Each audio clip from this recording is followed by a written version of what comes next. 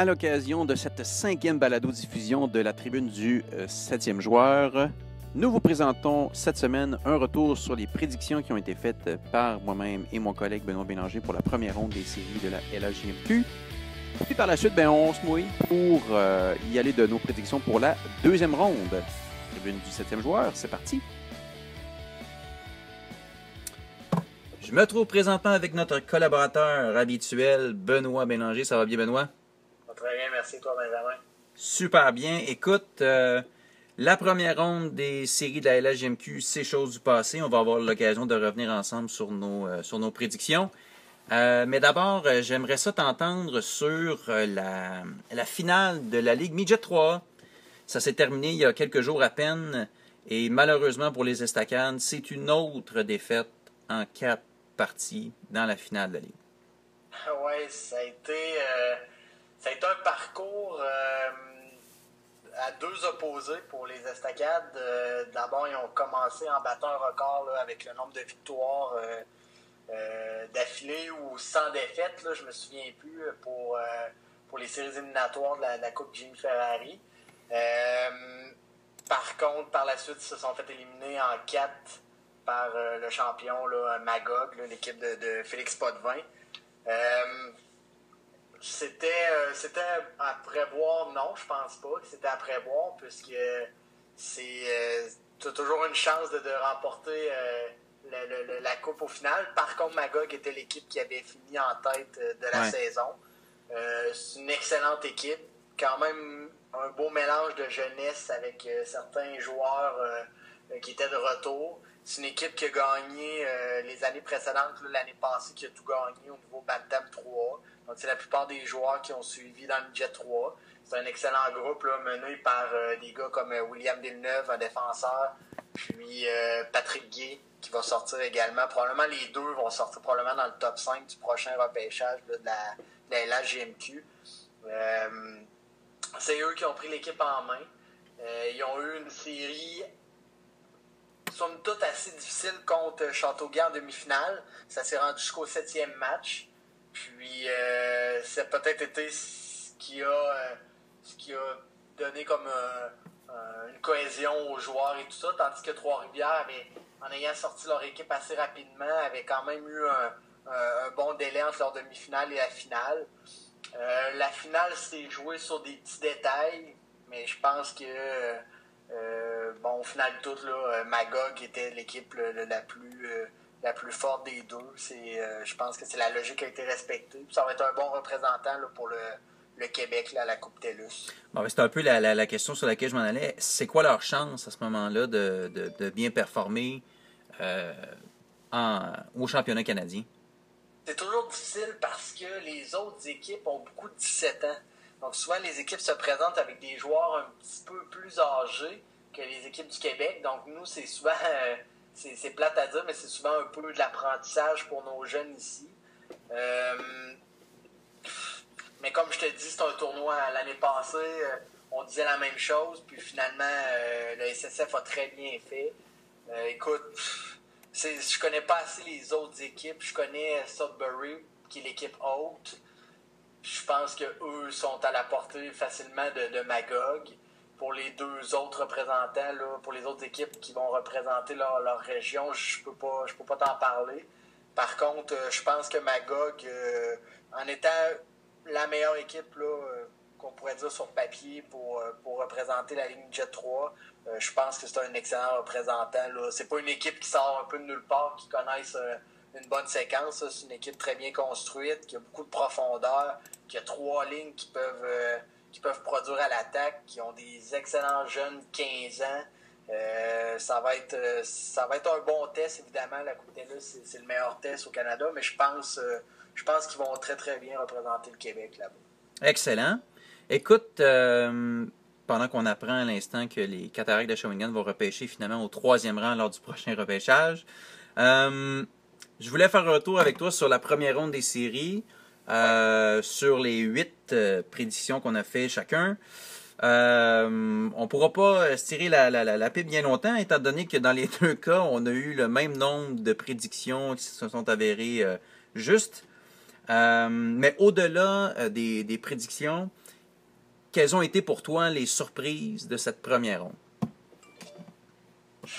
Les surprises, je dirais que c'est probablement le fait qu'il y ait autant de septième match.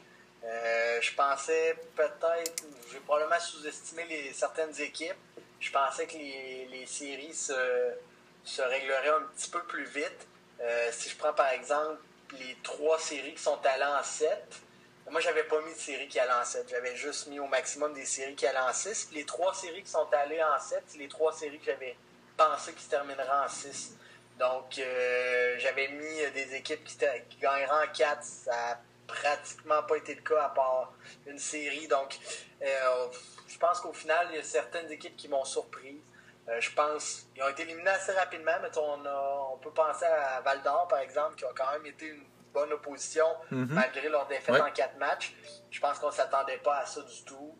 Je pense à Chicoutimi contre l'Acadie Batters. Ça a été amplement disputé. Je peux pas dire que Chicoutimi a été déclassé dans cette série-là.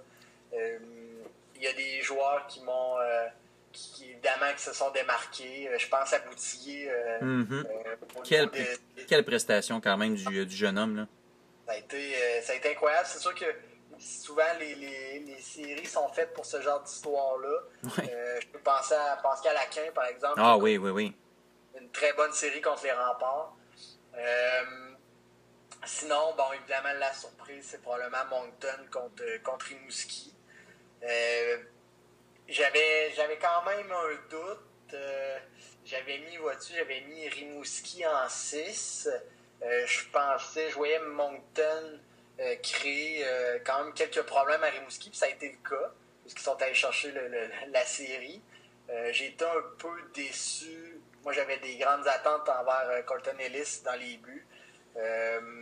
C'est pas nécessairement sa prestation, mais je pense que c'est plus au niveau défensif. Je voyais vraiment Rimouski là, éteindre l'équipe de Moncton et Wildcats. Ça a plus ou moins été le cas. Donc, c'est peut-être la grosse surprise là, dans la première ronde.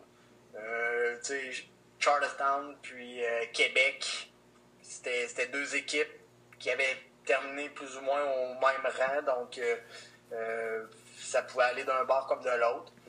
Puis Sherbrooke, nous, tous les deux, on avait pris Sherbrooke contre Rouen. Ça a été une excellente série. Ah, vraiment? Je pense même que Sherbrooke va continuer sur cette série-là, puis qu'ils vont peut-être causer des ennuis en deuxième ronde.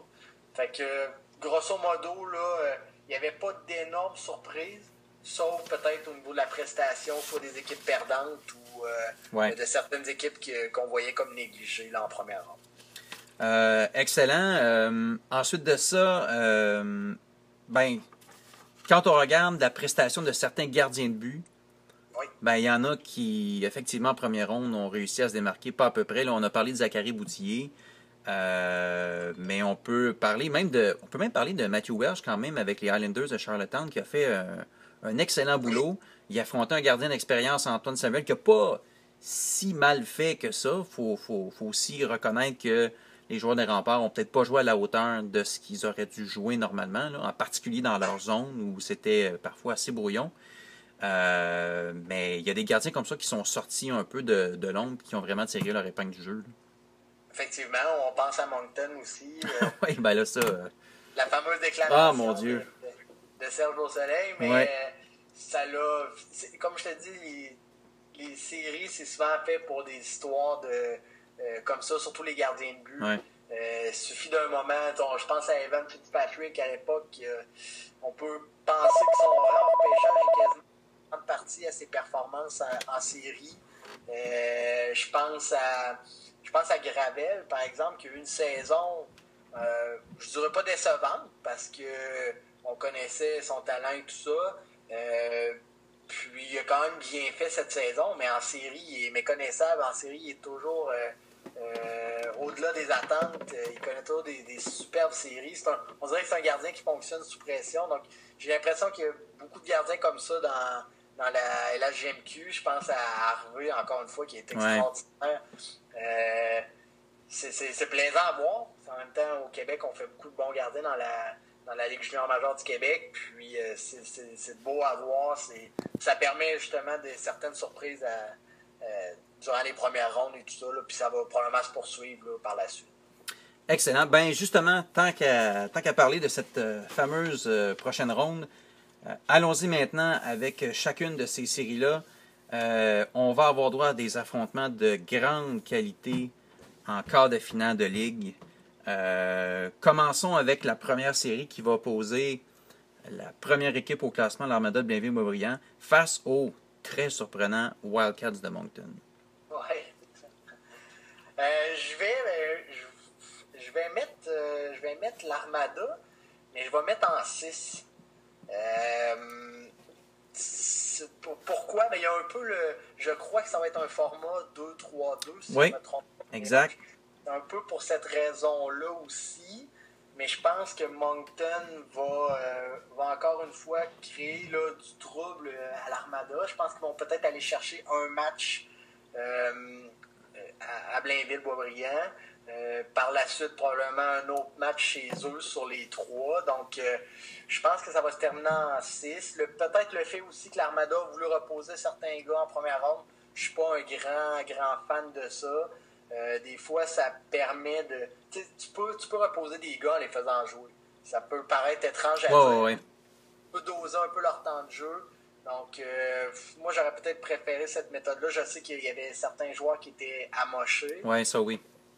Donc, c'était peut-être pour cette raison-là. Question de rythme, des fois, le momentum de la première ronde, je pense que Moncton va quand même être dans le coup, mais la force de frappe de l'Armada est trop supérieure pour échapper cette série-là, selon moi. Donc, l'Armada en 6. Ben écoute, j'arrive exactement à la même conclusion. Moi aussi, je pense que l'Armada va gagner en 6 matchs. Je pense que l'Armada va faire face à une opposition nettement plus grande que celle des Foreurs de Val-d'Or, avec une équipe qui a plus de punch à l'attaque que les Foreurs, un gardien de but qui se débrouille mieux. Bref, une équipe qui va être plus énergique, plus intense, qui va certainement surfer sur leur bon coup face à l'Océanique, mais je pense qu'en bout de ligne, malheureusement, il va manquer quelque chose aux Wildcats pour espérer renverser l'Armada. Seul point d'interrogation pour Blainville. Est-ce que Émile Sanson ou Michael Denisov, on verra bien, mais jusqu'à maintenant, c'est Émile Sanson. Est-ce que ce sont des gardiens qui sont plus forts que le gardien des Wildcats? Encore là, j'aurais tendance à y aller sur les effets de la première ronde, puis j'aurais tendance à dire que peut-être Moncton a un léger avantage de ce côté-là. Mais en bout de ligne, je pense pas que l'Armada va échapper cette série-là. C'est d'ailleurs la seule série qui va se dérouler selon le format 2-3-2. Ça paraît étrange, là, mais c'est la seule. J'avais pas pensé en première ronde à ça. Des fois, ça a une certaine influence. Ouais. Je n'avais pas pensé. Puis là, je te dirais que dans ce cas-ci, ça m'a un peu... j'aurais peut-être choisi l'Armada en 5, mais je pense que Moncton va réussir à gagner un match à Blainville et probablement un match chez eux. Donc, ouais, je pense ça. Excellent. Deuxième série, celle-là, elle va être très intéressante à suivre. Le Phoenix de Sherbrooke, qui a réussi à détrôner les Huskies en première ronde en 7 parties. On pourrait se rappeler longtemps de la fin de la 6e partie à Sherbrooke, mais bon, on va passer. Face aux Titans d'Acadie Batters, qui a eu la vie plus dure que certains le croyaient face au Saguenay de Chicoutimi. Comment tu vois cette série-là? Ouais, encore une fois, ça va être une excellente série. On a vraiment une deuxième ronde là, excitante cette année. Pas que les autres années ne le sont pas, mais il y a une belle parité cette année, je trouve, dans la Ligue. Puis d'ailleurs, pourquoi tu ne veux pas revenir sur la séquence du 6e match? As-tu peur d'avoir une amende? Ah non, tant qu'on n'est pas à la kiss cam, ça a l'air qu'on est correct. Parfait, c'est vrai. Ouais, ça. Non, ma prédiction va être. Ça va être serré. Je vais avec le Titan en 6. Pourquoi? Ça va être intéressant parce que les deux goalers, c'était deux goalers de l'autre côté au début de la saison. Ça va être vraiment difficile. Je pense que la profondeur du Titan est peut-être un petit peu meilleur. Peut-être comme au niveau de l'expérience aussi. Je pense qu'il y a des défenseurs un petit peu quand même beaucoup supérieurs défensivement à Sherbrooke. Mm-hmm. Pour ces raisons-là, je pense que ça va être le Titan à 6. Le Sherbrooke a très bien fait. Ils ont probablement vidé un peu de leur tank en première ronde. Là. Ils ont probablement laissé beaucoup de jus dans la première ronde émotive ça, contre Rouen. Donc, je pense que le Titan va s'en tirer. Par contre, ils ne m'ont pas impressionné en première ronde. Va falloir corriger certaines choses, certaines lacunes. Puis rapidement. Mais je vais avec le Titan en 6 là, dans ce cas-ci. Bon, eh bien, ceux qui voudraient qu'on s'ostine longtemps vont être déçus. Je pense aussi que le Titan va l'emporter en 6, quoique j'hésite entre 6 ou 7 matchs, mais je vais y aller avec 6. Je crois pas que ça va être intéressant à suivre pour ce qu'on a pour la situation des gardiens de but, ça c'est évident. De là à dire qu'une équipe a largement l'avantage sur l'autre à ce chapitre-là, je serais pas prêt à dire ça. J'ai préféré le travail de Pickard à Fitzpatrick en première ronde. Mais de là à dire que la marge est très très grande entre les deux, présentement, je n'irai pas jusque-là. Du côté du Titan, moi aussi, ils m'ont un peu déçu, les joueurs du Titan. Quand on regarde dans les joueurs qui ont accumulé le plus de points en première ronde, alors qu'on pourrait s'attendre à ce que ce soit les gros canons du Titan qui figurent parmi les meilleurs pointeurs, c'est pas ce qui est arrivé, là. On est assez timide de ce côté-là. Par contre, on a une excellente défensive, ça, il n'y a pas de doute là-dessus.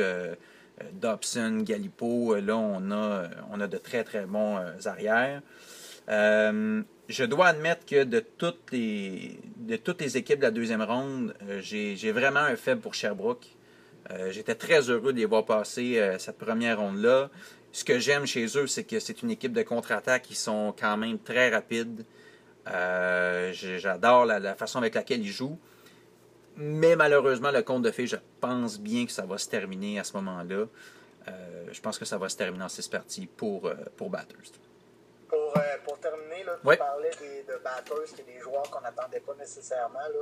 Je pense à Jeffrey Truchon-Viel, qui était pour moi là, un coup de cœur en première ronde. Il a joué avec comme si c'était ses derniers matchs dans la LHMQ, il a tout vidé. Mais c'est leur premier pointeur. Non, il a été incroyable. Il y a des chiffres qui... il voulait tout simplement pas laisser la rondelle aux autres. Moi, il m'a vraiment impressionné par son leadership. Ça va être intéressant de voir là, s'il va poursuivre sur cette lancée-là. Mais moi, il m'a vraiment, vraiment impressionné. Peut-être que j'avais vu moins de matchs d'eux cette année, je sais pas. Mon œil était porté vers d'autres joueurs, peut-être. Mais durant cette série-là, il m'a vraiment, vraiment impressionné. Excellent. Allons-y maintenant avec 2 autres séries. La première à laquelle je fais allusion, ce sont les Highlanders de Charlottetown qui vont affronter les Mooseheads d'Halifax. Highlanders qui sont venus battre les Remparts en 7 parties. Les Mooseheads qui ont triomphé du Drakkar de Baie-Comeau en 5. Quel genre de série vois-tu ici? Probablement que mes attentes sont encore une fois trop élevées. Comme je l'avais dit en première ronde, j'ai toujours été un grand partisan des Mooseheads cette année. J'adore leur équipe. Je pense qu'ils ont une question de profondeur meilleure que Charlottetown. Je pense que Halifax va gagner en 5. Je pense que les Highlanders ont peut-être laissé beaucoup durant la première série. J'adore Alexis Gravel en série. Je pense que Halifax va quand même avoir une ronde assez facile. Donc, pour moi, ça va être Halifax en 5 là, dans cette série-là. Écoute, on a presque la même prédiction. Moi, je favorise les Mooseheads en 6 parties. Je pense que les Highlanders vont frapper un adversaire qui est nettement plus efficace en relance, entre autres, dans son territoire que les Remparts de Québec. Sauf que pour avoir joué les Highlanders pendant la première ronde, Même s'ils n'ont pas de gros canons à l'attaque, là, il y a Pascal Aquin qui a eu des séries, une première ronde extraordinaire, là, mais au-delà de ça, c'est une équipe qui vraiment n'abandonnait jamais. C'est une équipe qui frappait beaucoup, qui mettait beaucoup de pression sur la défensive adverse. Et c'est entre autres ce qui a fait en sorte qu'ils ont été capables de causer des revirements puis de capitaliser là-dessus. C'est ce que je pense qui va leur permettre de brasser un peu la cage des jeunes Mooseheads, mais en bout de ligne, il y a beaucoup trop de talent à toutes les positions chez les Mooseheads pour qu'ils échappent cette série-là.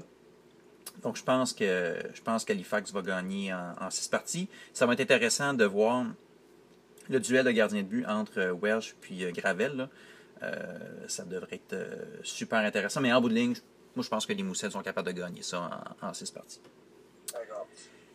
Et la série de la deuxième ronde, sérieusement, c'est comme une finale de ligue en quart de finale.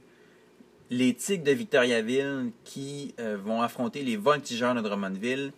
Comme les Voltigeurs ont réussi à terminer en 5e position, tout juste devant Victo, c'est Drummondville qui accueille Victoriaville pour les 2 premiers matchs de série. La bataille des Bois-Francs va nous donner un spectacle extraordinaire. Comment vois-tu cette série-là? Moi, je suis content que tu l'aies gardé pour la fin. Ben, c'était voulu, c'était voulu. Un peu une saveur de finale avant le temps. Je vais même te faire une prédiction. Je pense que le gagnant de cette série-là va se rendre jusqu'au bout. OK. C'est encore une fois mon feeling pour... je pense que ça va donner un momentum. Victo a quand même eu... sans avoir dire de la difficulté parce qu'il y avait un adversaire assez facile en première ronde. Quand même échappé un match qui m'a surpris. Moi, je les avais mis en 4. Moi aussi. Bon, encore Abramov et tout flamme encore une fois. Et ça va être très difficile de l'arrêter. Les Voltigeurs ont peut-être un petit peu plus de profondeur. Les gars comme Mongo, tout ça, ont vraiment produit en première ronde. Je pense que c'est eux qui ont pris le relais. Je suis pas sûr que ça va se poursuivre lors de la deuxième ronde. J'ai l'impression que ça va aller, pour les deux équipes, ça va aller selon un de leurs meilleurs joueurs. Du côté de Victo, j'ai l'impression que selon comment Maxime Comtois va se produire, l'équipe, si Maxime Comtois va bien, l'équipe va bien aller. Et vice-versa, je pense que pour Drummond, selon Beleno, qui a quand même connu une bonne première série, mais je pense que ça va prendre vraiment une grosse série de la part de Joseph Beleno en deuxième ronde. Puis, si c'est pas le cas, je pense que ça va causer à leur perte. Je mets Victo en 6. J'ai vraiment longtemps pensé, j'ai même consulté des amis, tout ça, parce que je pense qu'au niveau du coaching, je pense que Drummond est supérieur. Oui. Dans les buts, ça va être hyper intéressant à suivre aussi. Il y a peut-être un petit peu plus d'expérience du côté de Victo. Par contre, Drummond ont un excellent goaler aussi, peut-être un peu plus jeune. Ça va être vraiment une série, là, honnêtement, incroyable. J'ai déjà hâte qu'elle commence. Mais c'est ça, encore une fois, j'y vais avec peut-être plus le cœur que la raison, je sais pas, mais j'y vais avec Victo en 6 contre Drummond. Et qui éventuellement seront les champions de la Ligue. Exact. C'est écrit, c'est noté. OK. J'ai vraiment hésité longtemps pour trouver un vainqueur dans cette série-là. Tu parlais de cœur et de raison. Si je suivais mon cœur, j'irais avec les Voltigeurs, c'est sûr. Tu l'as dit, ils sont mieux coachés, ça, je suis tout à fait d'accord avec toi. Ce que j'aime chez les Voltigeurs, c'est qu'on a des trios qui sont bien balancés. Je pense que s'ils sont capables d'éviter le banc des punitions, ils vont se donner une excellente chance de gagner. Parce que, faut être honnête, là, les Tigres, le trio de Abramov, Kozorenkov et Comtois, c'est absolument fou ce qu'ils font sur la patinoire présentement. Là. Gatineau l'a appris à ses dépens. Évidemment, c'est une équipe Gatineau qui n'avait pas de relance, qui n'avait pas nécessairement de cohésion. Donc les Tigres en ont profité. Là. Gatineau devenait une proie facile. Mais ça va être difficile, je pense, pour les Voltigeurs de stopper tout ça. Et au-delà de ça, c'est difficile de parier contre Étienne Montpetit. Gérer la pression, gagner des matchs importants, il connaît vraiment ça. Je suis resté agréablement surpris par le travail défensif de cette équipe-là dans les derniers matchs de la saison et même dans la première ronde. Je m'attendais à quelque chose de plus échevelé, puis finalement, ça s'est quand même bien passé. Mais assurément, c'est une série que je vais regarder d'un bout à l'autre, c'est sûr. Alors, la raison va l'emporter sur mon cœur, c'est-à-dire que je vais favoriser Victoriaville, mais je pense que ça va se rendre à la limite. Je pense que ça va être en 7 matchs, donc Victo en 7. Mais Drummondville gagnerait, que je serais très heureux. Ça me ferait plaisir de perdre ma prédiction. Ça ne me dérangerait pas du tout. J'ai peut-être un point à rajouter. Je crois avoir lu ça, là, je ne suis pas sûr à 100%, mais il me semble que depuis la période de transaction, je pense que Victo contre Drummond, il est 3 victoires, 0 défaites. Ouais. Avant ça, c'était l'inverse, c'était 0 victoire pour Victo, 2 victoires pour Drummond. Et puis, depuis la période des transactions, vraiment, là, où Victo a pris sa lancée, il aurait, selon ce que je me rappelle, aurait gagné 3 fois contre Drummondville en 3 matchs. Donc, c'est un peu aussi ce qui m'a fait pencher là, dans la balance au final là, pour Victo. C'est 2 équipes que j'adore, puis également, c'est possible, j'aurais aimé les voir les 2 poursuivre. Malheureusement, il faut qu'il y en ait un qui perde, ça prend un perdant. Ouais. Puis, de toute façon, le gagnant, selon ma prédiction, va remporter la coupe. Donc, ça va être vraiment une série là, hyper intéressante à suivre. Ben, tu parlais des affrontements en saison. Effectivement, en début de saison, là, avant la période des fêtes, les Victo allaient nulle part. Ils étaient en 12e place. C'était victoire-défaite. Il n'y avait pas de lancer, rien du tout. Et là, quand tu regardes toutes les additions, tant à l'attaque, ça a commencé avec Abramov, là, mais après ça a déboulé. Et là, on a ajouté tellement d'éléments pour aller combler certaines lacunes devant le filet, en défensive, qu'effectivement, c'était plus du tout la même équipe. Et là, Blainville a eu de la misère contre Victo, Drummondville a eu de la misère contre Victo. En fin de saison, là, c'était un vrai rouleau compresseur. Faut dire aussi qu'au moment où Drummondville a affronté Victo en deuxième moitié de saison, c'est une équipe qui cherchait un peu. Il y avait une longue séquence de victoires. Et là, après ça, ils ont trébuché sur une base assez régulière. Là. Il y a eu une séquence de peut-être 7 ou 8 matchs où on sentait beaucoup de fatigue. Et des joueurs comme Xavier Simoneau, entre autres, étaient peut-être plus tranquilles côté pointage. Là. Mais ils ont eu un passage à vide. Et après ça, ils ont relancé la machine et ça s'est quand même bien passé pour eux. Pour les amateurs de hockey junior, c'est pas compliqué. S'il y a une série à suivre, c'est celle-là. Les gens vont vraiment être gâtés. Ben voilà, écoute, ça complète le portrait. On a les 4 mêmes formations. Il y a 2 fois où le nombre de matchs n'est pas le même.